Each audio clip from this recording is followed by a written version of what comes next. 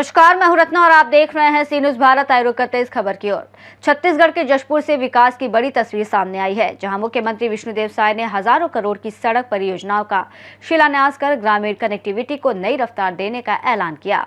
जशपुर जिले के रंजीता स्टेडियम में प्रधानमंत्री ग्राम सड़क योजना फेज 4 के तहत आयोजित राज्य स्तरीय कार्यक्रम में मुख्यमंत्री विष्णुदेव साय और उप मुख्यमंत्री विजय शर्मा शामिल हुए। इस दौरान प्रदेश के विकास को गति देने वाली कई महत्वपूर्ण योजनाओं की शुरुआत की गई। कार्यक्रम में मुख्यमंत्री साय ने 774 सड़कों के निर्माण के लिए स्वीकृति लगभग 2426.875 किलोमीटर लंबाई के कार्यों का भूमि पूजन और शिलान्यास किया। इन परियोजनाओं पर कुल 2225.44 करोड़ रुपए की लागत आएगी। इसके साथ ही प्रदेश में निर्मित 375 अटल सुविधा केंद्रों का लोकार्पण भी किया गया। मुख्यमंत्री ने अपने संबोधन में कहा कि प्रधानमंत्री ग्राम सड़क योजना के माध्यम से ग्रामीण क्षेत्रों में बेहतर सड़क कनेक्टिविटी सुनिश्चित की जा रही है। इससे दूरस्थ क्षेत्रों में आवागमन आसान होगा और ग्रामीणों को आर्थिक और सामाजिक रूप से बड़ा लाभ मिलेगा। उन्होंने वशिष्ठ कम्युनिटी हॉल के जीर्णोद्धार के लिए 80 लाख रुपए की घोषणा भी की, जिससे स्थानीय स्तर पर सामाजिक गतिविधियों को बढ़ावा मिलेगा। वहीं उप मुख्यमंत्री विजय शर्मा ने मीडिया से चर्चा के दौरान धर्मांतरण के मुद्दे पर सरकार का रुख स्पष्ट किया। उन्होंने कहा कि धर्म स्वतंत्र विधेयक 2026 एक प्रभावी और व्यापक कानून है और इसके उल्लंघन पर सख्त कार्रवाई की जाएगी। आज छत्तीसगढ़ के लिए बड़ा सौभाग्य का विषय है कि एक साथ प्रधानमंत्री ग्राम सड़क फेज 4 के 774 सड़कों का शिलान्यास कार्यक्रम यहाँ पर संपन्न हुआ है और ये जशपुर जिला मुख्यालय में हो रहा है, तो जशपुर के लिए बड़ा सौभाग्य का विषय है। और आज इस अवसर पर पूरे छत्तीसगढ़ की 3 करोड़ जनता के तरफ से इतनी बड़ी सौगात, जिसकी लंबाई 2427 किलोमीटर और लागत 2225 करोड़ रुपया है, इतना बड़ा सौगात देने के लिए हमारे देश के यशस्वी प्रधानमंत्री जी को बहुत बहुत धन्यवाद देते हैं, उनका आभार व्यक्त करते हैं।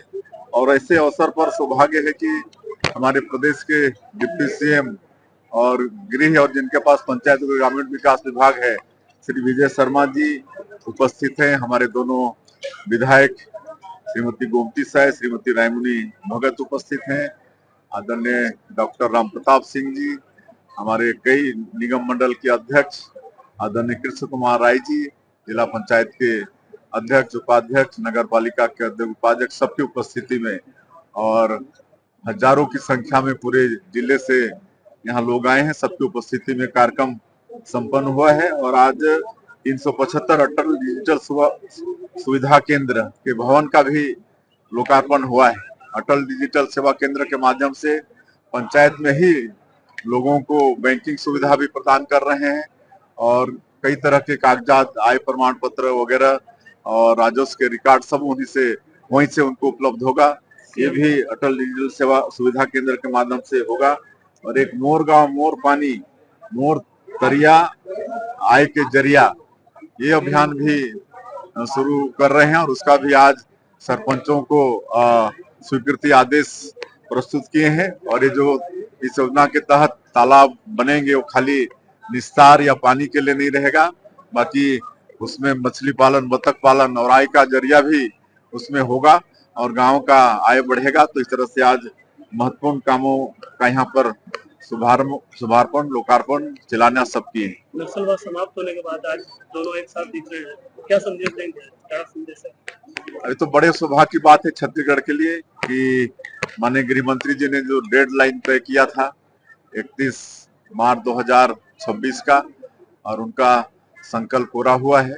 और ये माननीय देश के आदरणीय प्रधानमंत्री श्री नरेंद्र मोदी जी, केंद्रीय गृह मंत्री अमित शाह जी, उनकी दोनों की दृढ़ इच्छा शक्ति, उनका आशीर्वाद के कारण जो ये समस्या लगता था कि पता नहीं इसका कभी समाधान होगा कि नहीं, समाधान कर पाने में सफल हुए हैं।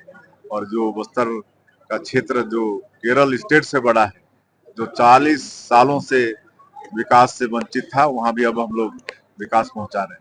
मुख्यमंत्री जी, नीचा क्षेत्र में आदिवासी नाम किया जा रहा है, बिल्कुल, कोई भी शिकायत आएगी उसकी निश्चित जांच होगी और दोषीदारों के ऊपर में कड़ी से कड़ी कार्रवाई होगी।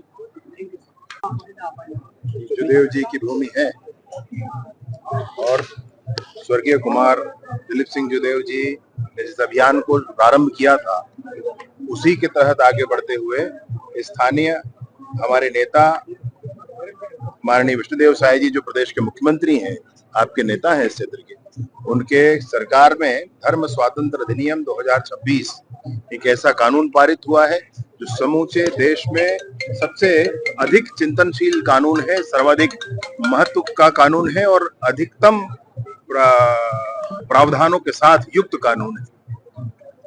ये कानून, इसकी दरकार बड़े दिनों से थी, परंतु इच्छा शक्ति यदि सरकार में होती है तो वो दरकार पूरी होती है। ये सरकार है जिसने अपनी इच्छा शक्ति के साथ इस कानून को लाने का काम किया है। सर, जशपुर जिले में संडे को कई जगहों पर चंगाई सभा का आयोजन किया जाता है, वहाँ पर कराया जा रहा है। कानून के प्रावधान हैं, कौन सी सभा हो रही है, कौन समाज कर रहा है, कौन धर्म कर रहा है, वो हम नहीं कहते हैं। ये जो कानून है ये पूर्णतः धर्मनिरपेक्ष कानून है। कोई भी अगर इस तरह के कवायद करेगा जो नियम के विरुद्ध हो, उस पर कार्यवाही होगी। ठीक है sir, thank you sir, thank you. पे गश्ती गाड़ियों को ऐसे सघन एरिया जहाँ पे हमारी गाड़ियाँ नहीं एंटर कर पाती, वहाँ पे इन बाइक के माध्यम से हम पेट्रोलिंग और लॉ एंड ऑर्डर को मेंटेन करने का कार्य कर पाते हैं। आगे और किस तरह का सर लॉ एंड ऑर्डर को लेके और कुछ कार्य होंगे सर? मोस्टली जैसा पिछली बार हमने बताया था आपको, CCTV वगैरह कई सारे प्रोग्राम्स हम लोगों ने लिए हैं, जैसे कि निर्भया फंड के अंतर्गत हमारे पूरे जिले में लगभग हम लोगों ने 200 CCTV कैमरा, जिसमें अलग अलग टाइप के जो एंट्री एग्जिट्स पे रहेंगे। इनफैक्ट हम लोग ओवर स्पीडिंग को भी चेक करने का, उसमें ऐसा कैमरा जो ANCR कैमरा होता है वो भी हम लोगों ने इसमें मंगाया है। इसके साथ साथ महिलाओं के लिए प्रॉपर वुमेन कंट्रोल रूम रहेगा, यहाँ से सारी के सारे कैमराओं का फीड आएगा, वहाँ से हम लोग चेक रख पाएंगे। इंटीग्रेटेड कंट्रोल रूम की तरीके से उसको बोला जाए। और इसके साथ साथ में ड्रोन और अन्य चीज़ें भी हम लोग उसमें रखें। तो एक तरीके से टेक्नोलॉजी के अपग्रेडेशन और उसको पूरा इस्तेमाल जो है हम लोग अपने पुलिस और लॉ एंड ऑर्डर में करने के लिए आगे का प्लान रखें। धन्यवाद सर। सर, पुलिस के जवानों को हाई स्पीड ये मोटरसाइकिल या बाइक उपलब्ध कराई गई है सर, क्या उद्देश्य है इसका सर? देखिए, इसका मुख्य उद्देश्य जो है पब्लिक की सुरक्षा को लेकर बाइकें उपलब्ध कराई गई है। ये अपराध नियंत्रण में काम आएंगी, इसी के साथ साथ ये लॉ एंड ऑर्डर्स में भी काम आएंगी और इनसे लगातार जो है गश्तियाँ की जाएंगी। तो सभी थानों में वितरित की गई हैं जी। इससे आप देखिएगा कि आगे आने वाले समय में बेहतर पुलिसिंग संभव होगी। आगे और सर किस तरह के और अपराध नियंत्रण को लेकर कुछ योजनाएं ली जाएंगी सर, कुछ उसके बाद? जिला स्तर पर और मुख्यालय स्तर से लगातार इसकी मॉनिटरिंग प्राप्त होता है और अभी जो जोर है वो टेक्नोलॉजी बेस्ड पुलिसिंग पे है। तो टेक्नोलॉजी को ज़्यादा से ज़्यादा इंड्यूस विभाग में किया जा रहा है ताकि बेहतर पुलिसिंग हो सके। हाल के दिनों में सर कुछ अपराध की घटनाओं को लेकर भी सर जनप्रतिनिधियों द्वारा भी सवाल रखे गए हैं और देखा भी जा रहा है सर कि कुछ घटनाएं बढ़ी हैं सर, इसको लेकर क्या कुछ कहेंगे सर? देखिए, जो भी घटना कोडरमा में हुई है उसके लिए तुरंत आपने देखा ही होगा मीडिया के माध्यम से भी कि हम लोग 2 से 3 दिन के अंदर सभी जो मुख्य घटनाएं रही हैं उनका उद्भेदन करने में सक्सेसफुल रहे हैं और सभी अपराधकर्मियों को हम लोग पकड़ के न्यायिक हिरासत में भेजे हैं। और आपने यह भी देखा होगा कि पुलिस जो है लगातार कन्विक्शन कराने में भी सफल हो रही है। हम लोग लगातार अपराधियों को कन्विक्शन भी करा रहे हैं। चलिए, धन्यवाद। जशपुर से सीधे संवाददाता दीपक वर्मा की रिपोर्ट। जशपुर में आयोजित ये कार्यक्रम न केवल विकास योजनाओं की शुरुआत का मंच बना, बल्कि सरकार की प्राथमिकताओं और सख्त नीति संदेश को भी स्पष्ट करता नजर आया। इस रिपोर्ट में फिलहाल इतना ही। देश और दुनिया की तमाम बड़ी खबरों के लिए देखते रहिए सी न्यूज़ भारत।